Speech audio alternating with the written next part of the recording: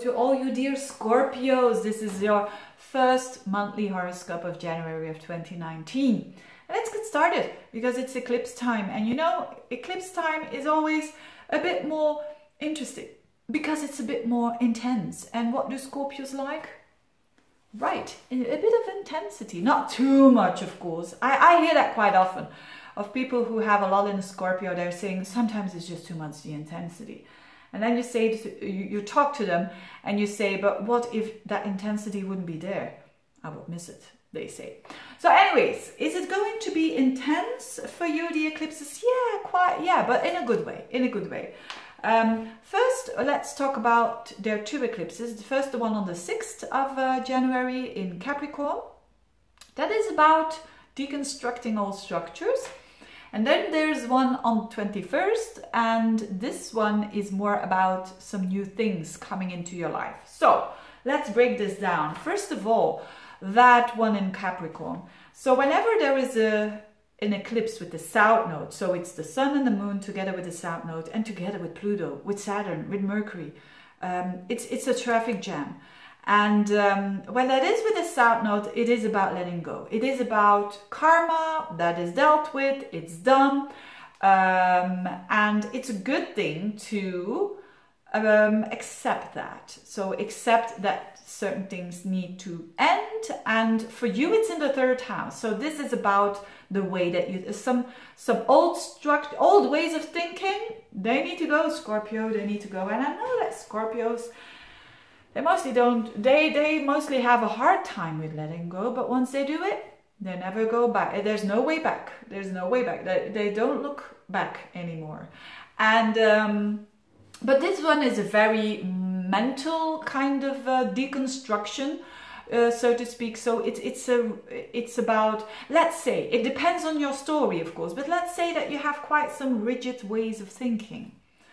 Now this eclipse is saying, stop it, you know, you need to broaden your mind, okay?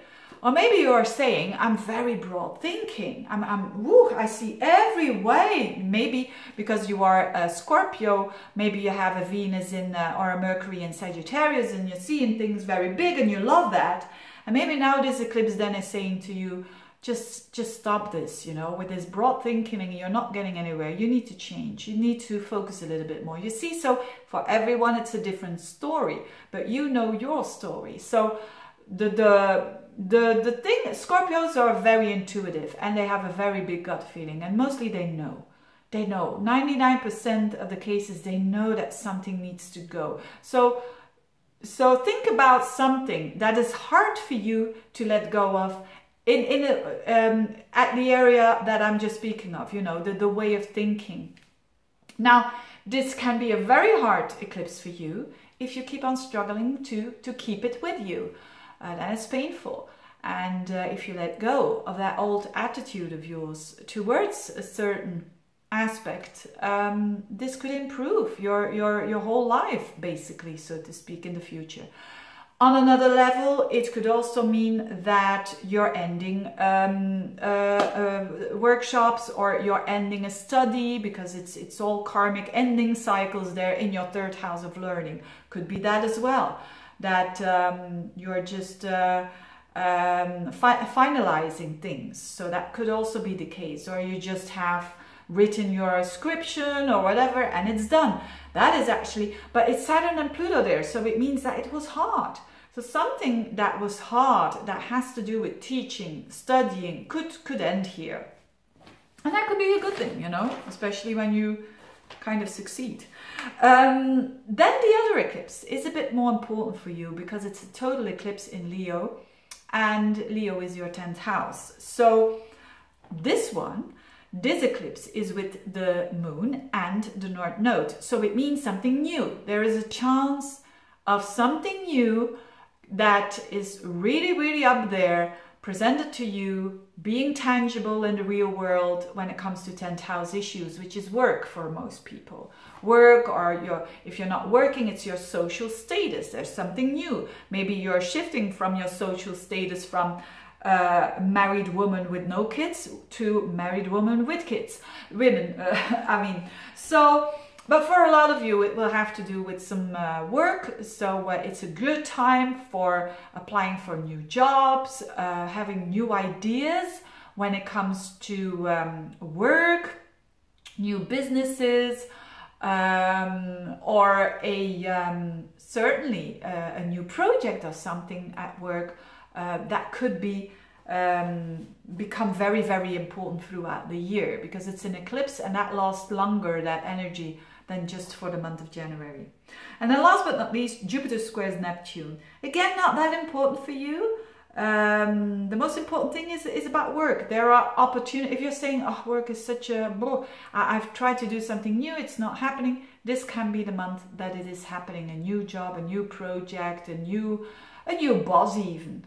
And that's going to give you more opportunities, or you becoming your own boss, that as well. Now the second house squaring up to the fifth house, I've talked about that in other videos already. This is really on in January. Jupiter and Neptune are, when they're in a square, it means you have to watch out if you're not going too broad here, if you're not going too out, you know, without any boundaries, you're not going too far. And it's the second house and the fifth house, so it's a money house and the house of love, the house of hobbies. So don't spend too much money on hobbies and on lovers. Could be one of the interpretations. The interpretations are endless, of course, but there is something about, yes, you can enjoy money, you can earn more money actually during the month of January, because Venus and Jupiter are there, the two benefics. You can get more self-confidence there, which is great, but it squares up to Neptune. So it also means be cautious, and you know, be cautious. Scorpios are always suspicious and cautious, and but use that in a good way. Don't expect too much from lovers, from projects, from children. Don't expect too much, and you'll be fine. Having said that, I mean, don't expect too much. I mean that when you would expect too much, like, for instance, you're meeting someone new and a love relationship, and you're thinking, oh, all my money problems are over, I feel great. You know, don't exaggerate in your expectations towards those people, you know, children, lovers, people that has to do with the heart chakra, which is the fifth house. And if you're doing that, you can't go wrong. Anyway, Scorpios, thank you so much for watching. I have adjusted my playlists, and so for certainly those of you who are interested in knowing more about astrology, check out my checklist, because it's very beautifully structured, although I say it myself, you know, me being a true Virgo.